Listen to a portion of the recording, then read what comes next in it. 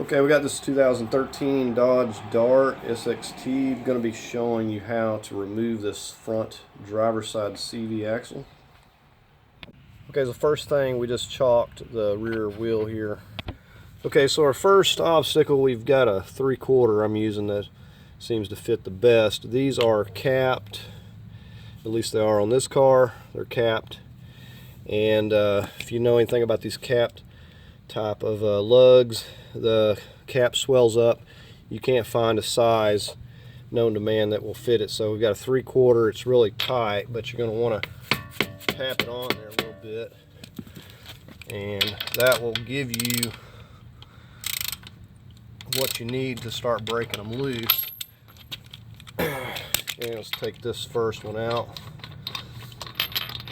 I'll show you what I'm talking about.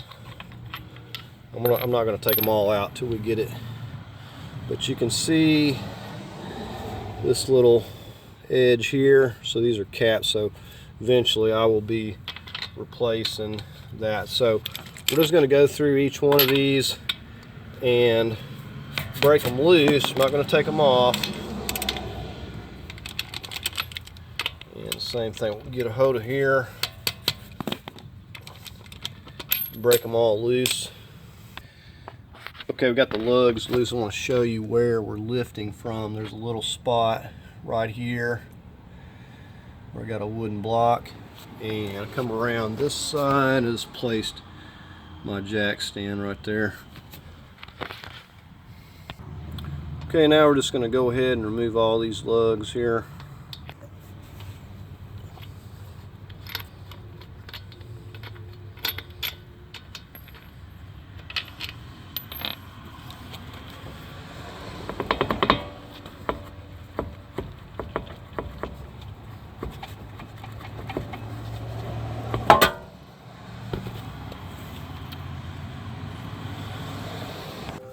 Okay, now this is the type of stuff you have to clean up or it sticks to your wheel there. Okay, got a center punch here. Before we can do anything else, we got to knock these areas out. You can see where it's been punched in, so it's going to grab in these slots.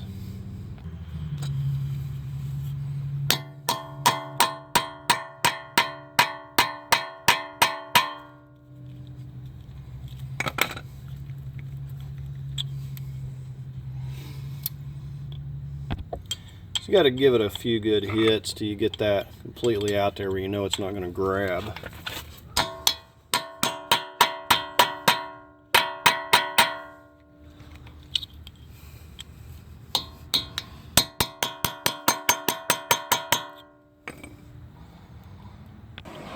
Okay, so this is going to be a 36 millimeter. It's a big one.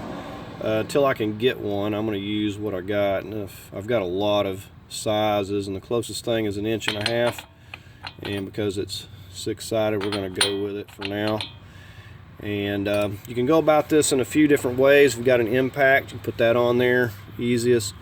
Have somebody hold the brake inside while you get a big wrench on here, or you can simply put the wheel back on after you take out the center cap, and then you got to lower the weight onto the tire. Now that's a lot of trouble, so if you can do one of the other ones, it's definitely going to be easier. But if you're working by yourself and you know, you don't have anybody to hold the brake or whatever, the impact, you want to put the tire back on and do it that way. So on the back side, you can just punch this out usually. Now if it's real difficult, you want to take this little spring out and push it, but this one here is really stuck. So you pull this little spring out and you put that back on her, but with that off, usually you can start punching these through. Okay, and then just pop your little spring back in there. Okay, so at this point I could take the wheel with this center out and bolt it back on, put weight on the tire and break it loose, but that's a lot of trouble. Okay, the brakes weren't wanting to hold it. They're not in that great of shape, so I'm going to go ahead. I put just 2 lugs is enough, And I've took the jack stand out. We're going to go ahead and lower the weight back down to this tire. Now because we got the rear tires chalked, it's not going to go anywhere.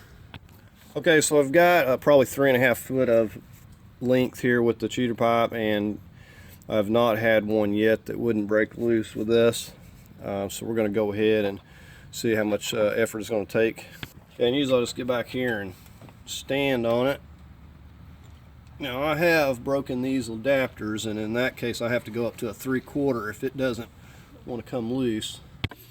Okay, so I wasn't having any luck with this socket here. I'll show you why. It wasn't the size of this. Of course I said you needed a 36mm, but this is what I have. The problem is this is a 1/2 inch adapter, and this is really tight, and I was afraid of breaking this. I've broke one of these before.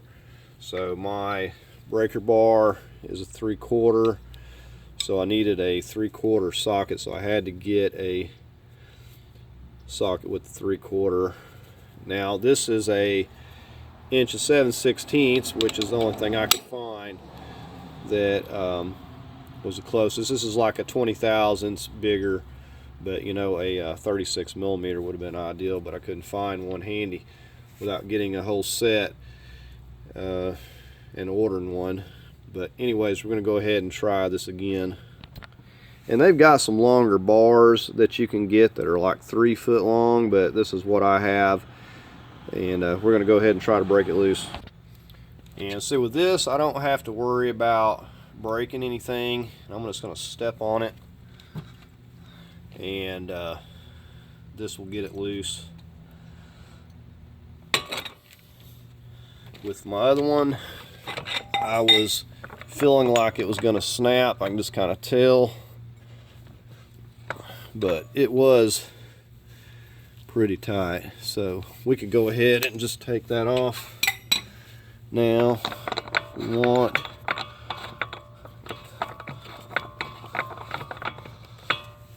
But we're going to go ahead and get the jack back in place here, and we'll finish removing this.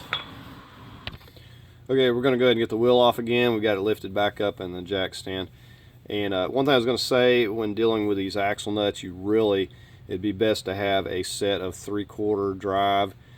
Most of the time you don't need it, but occasionally I run into these like this, and better to have it, you know, than risk of breaking. I have broke probably about 3 1/2 inch drive breaker bars and adapters, so I don't even risk it.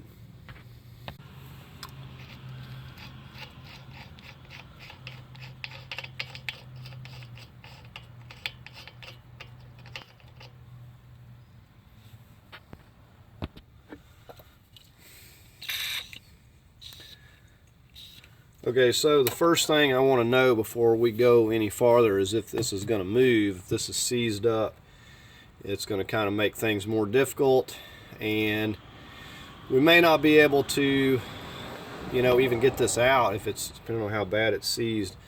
So in that case, we don't want to take any more off until we know if this is going to move. So we're going to start hitting it with this first. Alright, and as you can see, that is moving. It's not seized, so we're good to go. We don't have to go any farther. Now what I would do if this was seized up, notice how this one here doesn't have much of a shoulder for me to get on, but I've got some, I keep these from old CV axles. I'll keep the extra axle nuts, and this has more of a shoulder. What I would do is I would put this on here and take my socket and start hitting that with my bigger sledge and see if I have any luck that way. It just depends on how difficult it wants to be. Okay, next thing up, we're going to remove this whole entire bracket and brake caliper. You're going to need a set of E-Torques. We're going to be using this one right here, the E20. Just got a extended handle ratchet with the little bit of an extension here. Probably won't need the breaker bar. These aren't shouldn't be terribly tight.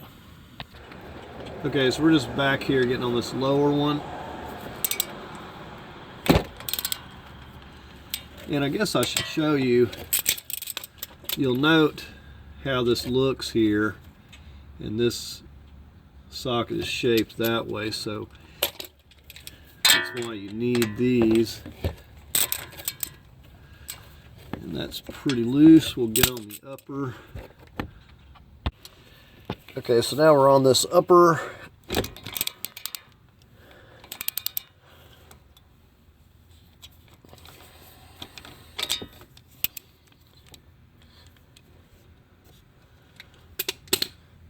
And these are coming loose pretty easy.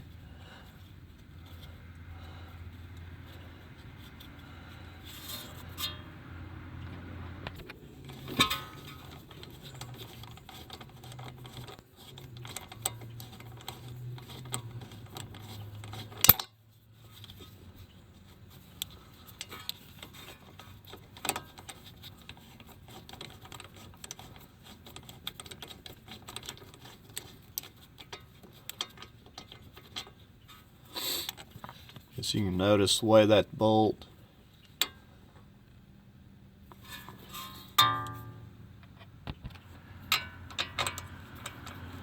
Alright, so I'll kind of get a hand on it. I don't know if it's going to try to fall or not.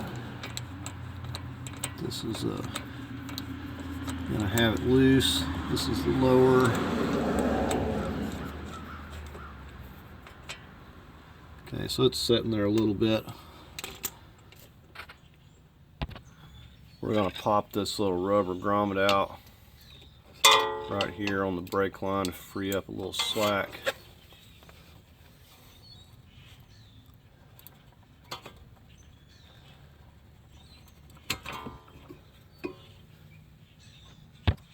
I'm just going to be using a bungee cord and strapping this caliper up out of the way. So we just loop that up there.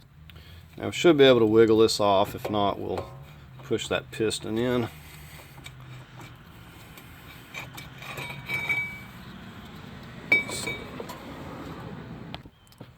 Alright, so we just got that hooked out of the way. Got an Allen number 5 or 5mm Allen or Hicks.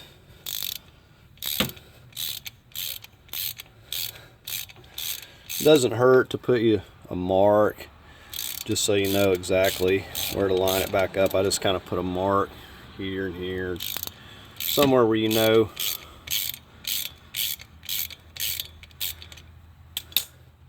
Probably doesn't matter a whole lot. You just want to get your bolt holes lined back up. Now, more than likely this is going to be stuck a little bit, so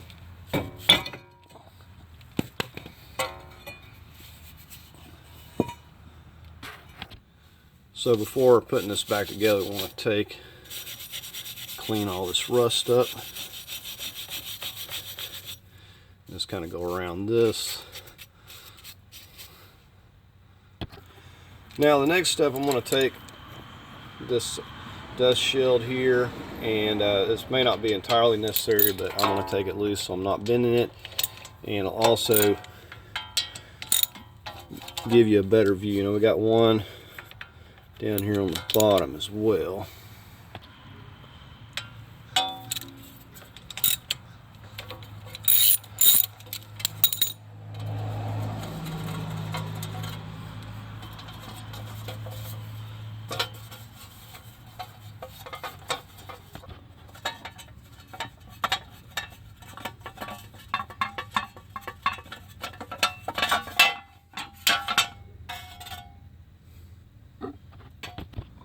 Now I've got this ABS cable running back here just to free up a little slack. I'm going to pop it. I don't think it's going to be a problem, but just in case, I'm going to take that loose there. Okay, next thing up, we've got a pinch bolt here. You're going to need an E14. So the E-Torx, you're going to hold it on this side. Now on this side, we're going to need a 16mm. So I'm just holding it over here on this side.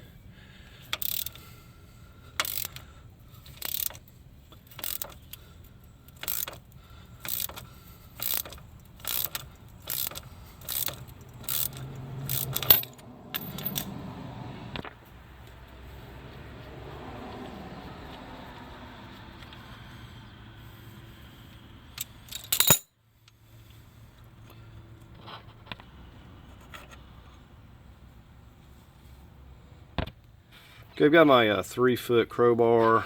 We're just running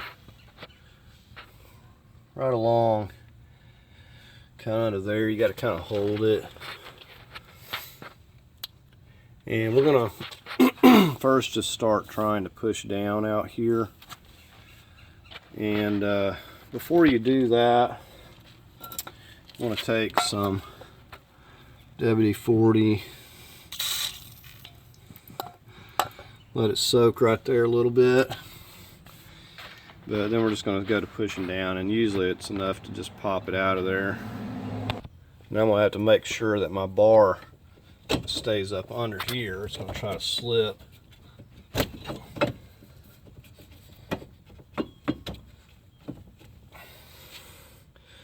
And if that don't work, so if that method don't work, usually I'll take and start hitting it here while I'm holding that up under there, and this will usually pop it out.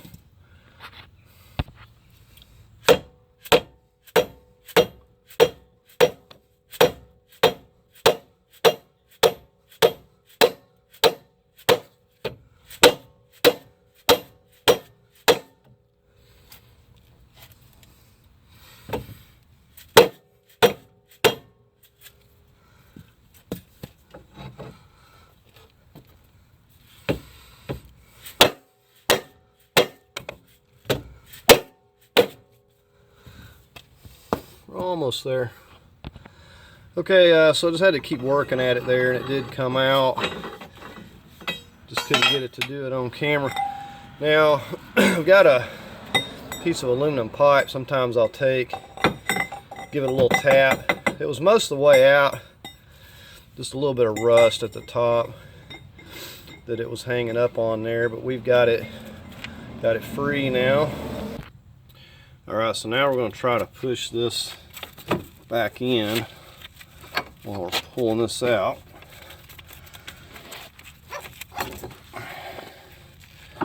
There we have, just as easy as that. Okay, now we're going to take our same 3-foot crowbar. We're going to use this hooked end. We're just going to get right back up in here. Just rock it a few times. Now, one thing I forgot to mention. Okay, you'll notice I moved the jack stand over here. I've got this pan right directly underneath the CV axle, and that's going to catch the fluid that comes out here.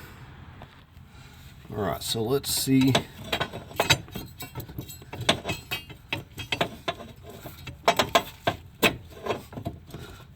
Okay, so we got it loose. Now we're going to reach up in here. Let me show you where I've got this positioned. You can see it dripping already. So we're just coming through right here with this and popping it out.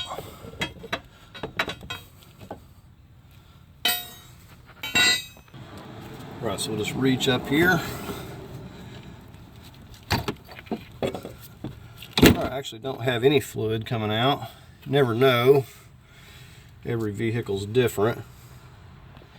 Now I'm guessing that the way these are made is like a lot of others, kind of like a double seal, where the portion it goes into is sealed from the transmission, so it doesn't leak any fluid, which is great.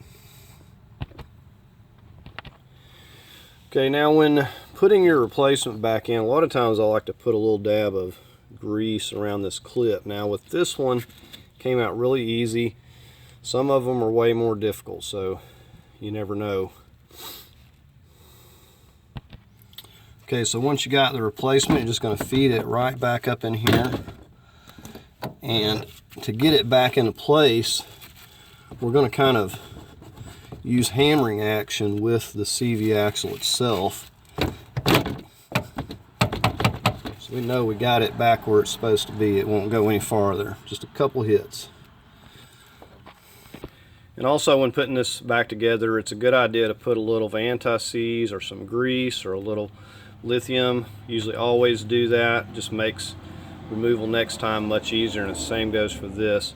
And then I'll clean this a little bit, make sure there's no rust.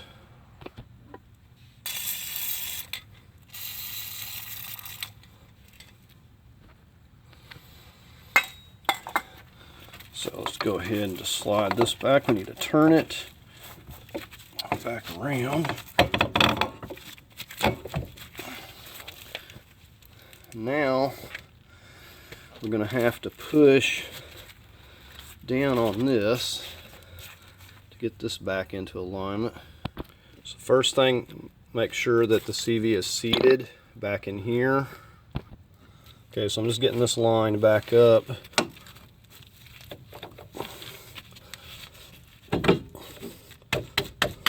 And you'll notice when you get it where it needs to go right back into place.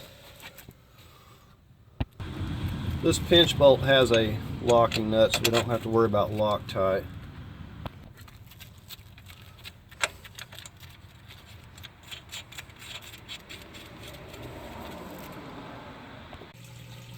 Alright, I'm getting ready to torque this to 52 foot-pounds.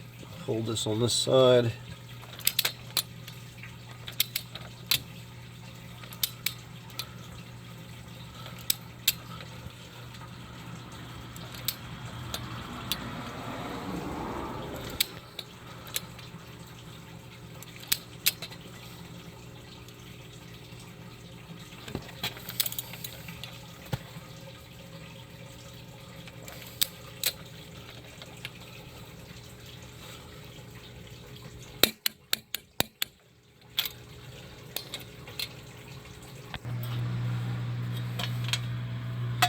Now I'm not going to torque these. If you were, I wouldn't probably go more than about 80, 96 inch-pounds at the most.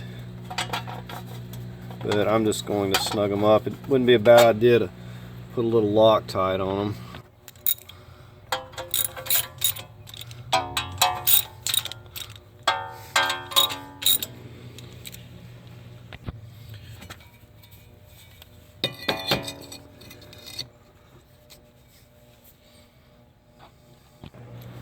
Run the little 5mm hex.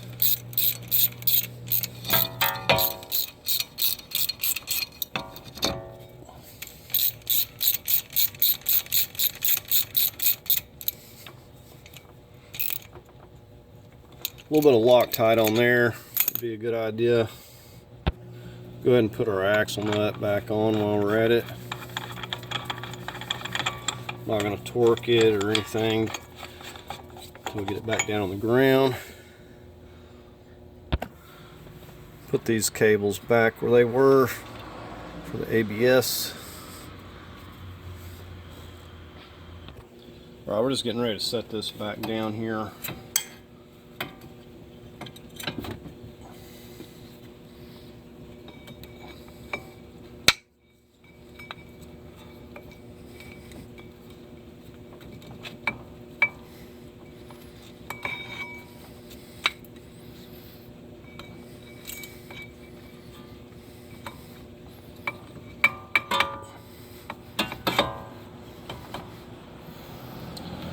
Alright, so we got our E20s.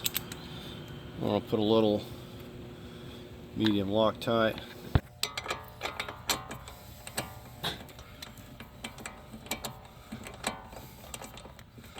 You got to get it lined up just right or you won't be able to get it started. I'm just getting the upper one right now.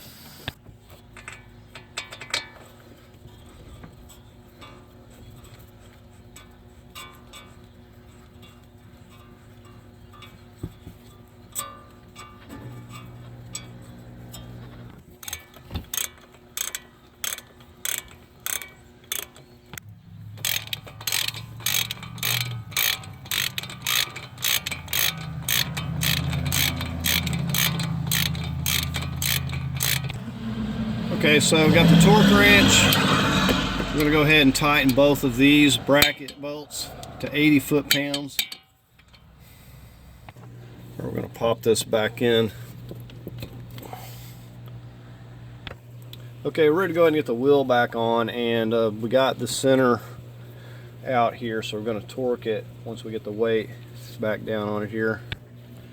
And we're going to start all these by hand so we're not cross threading any of them. Now it's not a bad idea to put some tape around your socket if you're using an impact or pneumatic, it's all but certain to scratch the inside of your rim all up. So just be aware of that. Okay, we got the jack stand out. We're going to go ahead and lower it back down.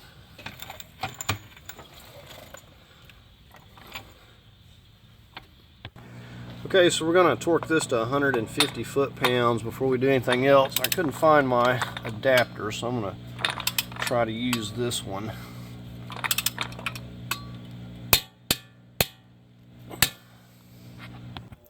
Okay, so I found it. This just basically goes from the 1/2 inch to 3/4. When I put it on here, alright, I stepped it up a little bit, see how this feels. Right, there we go. Okay, now another thing we're going to do is go in, I'm not going to cover this, we're going to knock these back in, these indentations. Those have to be locked in there.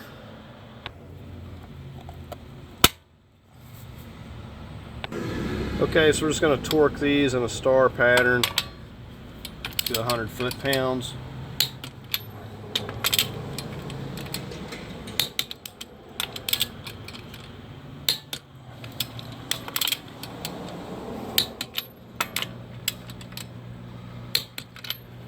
And you can go around and double check.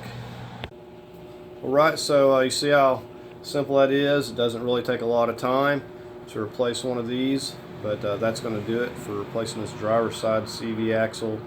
And you see the way that it's sealed, we don't even lose any fluid like you do with some cars. So that's saves a lot of work right there as well. So I hope you enjoyed the video. If you did, give it a thumbs up, and if you like the content, please consider subscribing to the channel. And I thank y'all for watching.